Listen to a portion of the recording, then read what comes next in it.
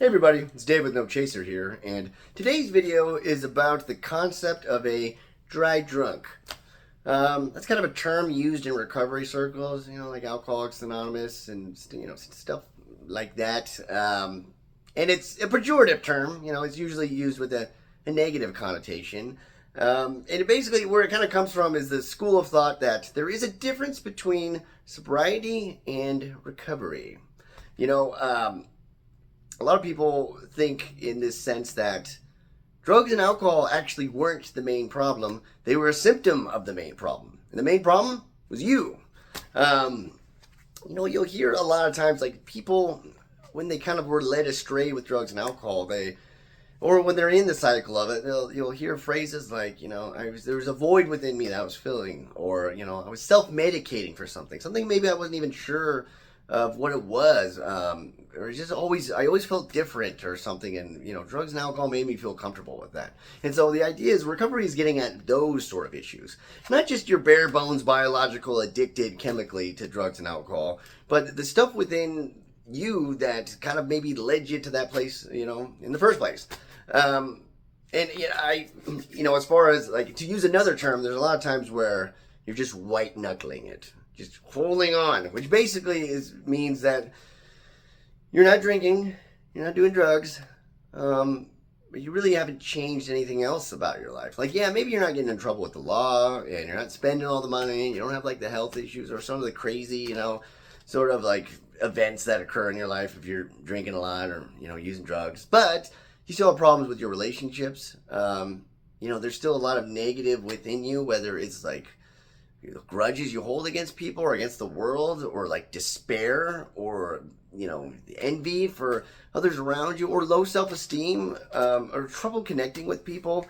And that's kind of the idea of, if you're just white knuckling it, you're not changing that. And I mean, that's almost worse, being in the throes of addiction, almost. A lot of people have found themselves at this place, and yours truly has as well too. Where I was sober for a while, was white knuckling it. I was a dry drunk. I don't know what the addict version of that would be. A clean crackhead. Anyways, I was a dry drunk, clean crackhead. Just all I was doing was just not doing drugs and alcohol, not changing anything else. And I was miserable, and I was like, if I'm going to be this miserable, I might as well drink. And then I eventually did. And I've heard a lot of people say that sentiment before, where they stopped doing drugs and alcohol, but there's really nothing else that, I think a core idea of it is that, at the very least, whether, some people out there they're like, I didn't really have trauma or any sort of like real mental or emotional problems. I kind of went to college and I started doing drugs and I just really liked them. And I got hooked because that's what, addictive drugs do. And so they're like, so all I really do need to do is just to stop with the drugs and I'll be fine. And I'll tell you what, I know cases like that where truly people, they don't practice any recovery program. They didn't really change anything, but their life got better. I mean, the change that they were able to perform, whether as a member of the family, whether as a father or a mother or a coworker, whatever they were doing, just every aspect of their life just got better because they were present and they had all their mental faculties there. And I do know those people, but I will say one thing.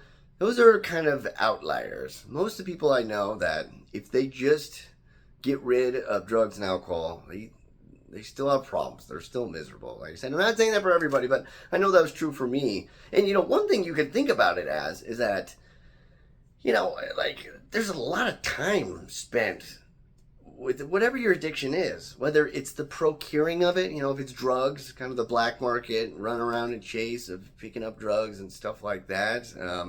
Just spend time just doing it, like just doing the drugs or something, like drinking and spending time, at the bar, or just in your basement or whatever. Doing things to get it.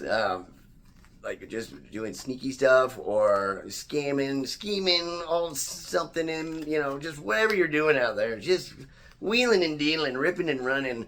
And then there's also the time spent recovering from it. Just with hangovers, or more likely withdrawals, or just being dope sick and all this stuff, So it's just a huge amount of time and energy that you had towards that one thing. So you could think of it as like, okay, if you take away that thing, you got a lot of time and energy on your hands. And you may not think about it or think of it that way, because you're like, well, no, once I get clean, get sober, I will attend to these things that was missing in my life. I'll have my time filled by the things that I wasn't doing.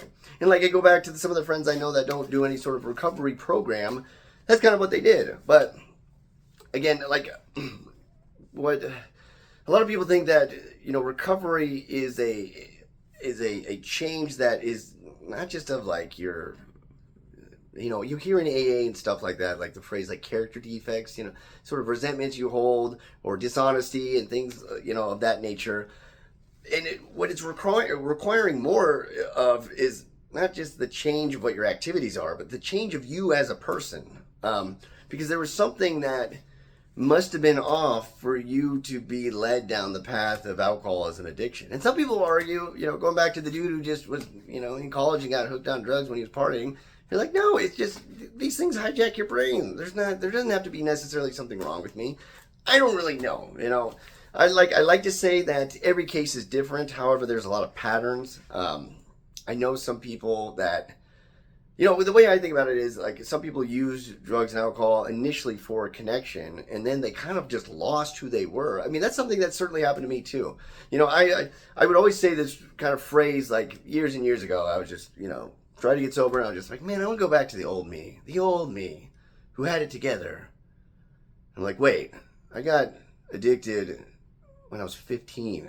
What do I want to go back to? The 14-year-old me? That person was a disaster. Truth was, there was no old me.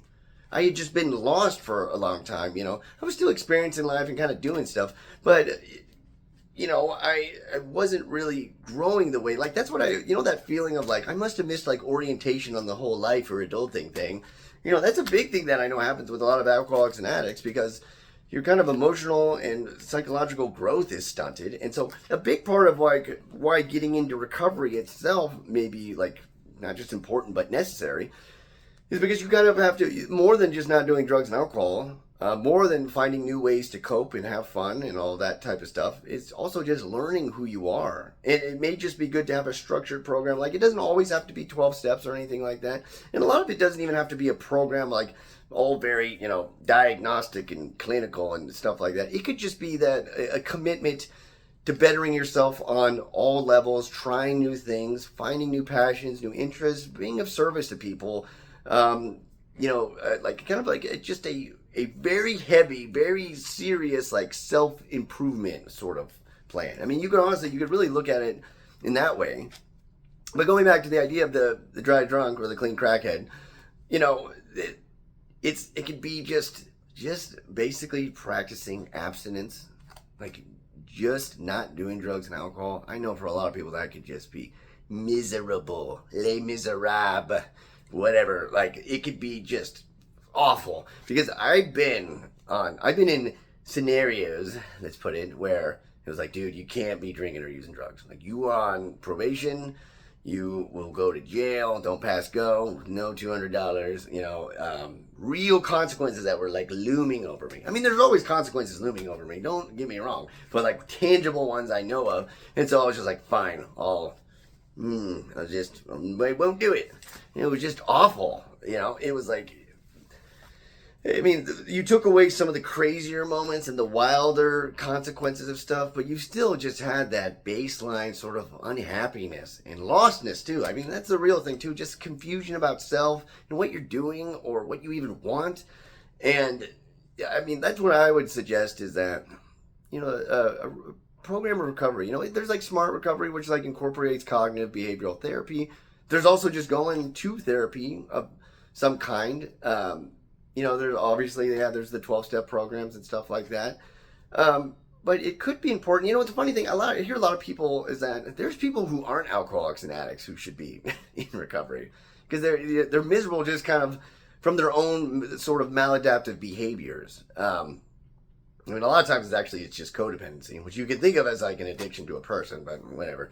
I mean, but again, this sort of like this lack of fulfillment you have, whatever sort of, like a lot of people call it the God-sized hole or what have you, but whatever void you are filling, whatever need that you had, that you were meeting with drugs and alcohol and poorly, or whatever thing it was giving you, that should be attended to. Like, that should be of notice. And why was I led astray? Why did I follow, chemical intoxication, despite all its consequences? Like I said, I know it may have hijacked my brain, but there's probably something deeper there.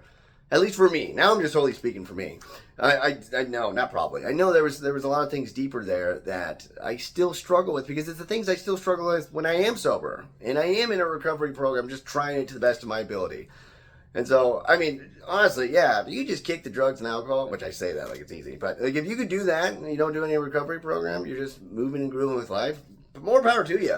But like I said, there's been a lot of cases, I would say more than the average, where the person tries to do that and they still got a lot of stuff going on, and it's not fun. So, and they get to that, like I said, that point, I'm like, well, I might as well just, if I'm going to be miserable, I might as well get like a little increments of being high and miserable. So, I don't know.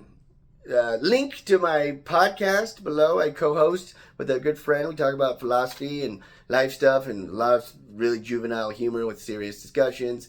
Also, link to my book down there.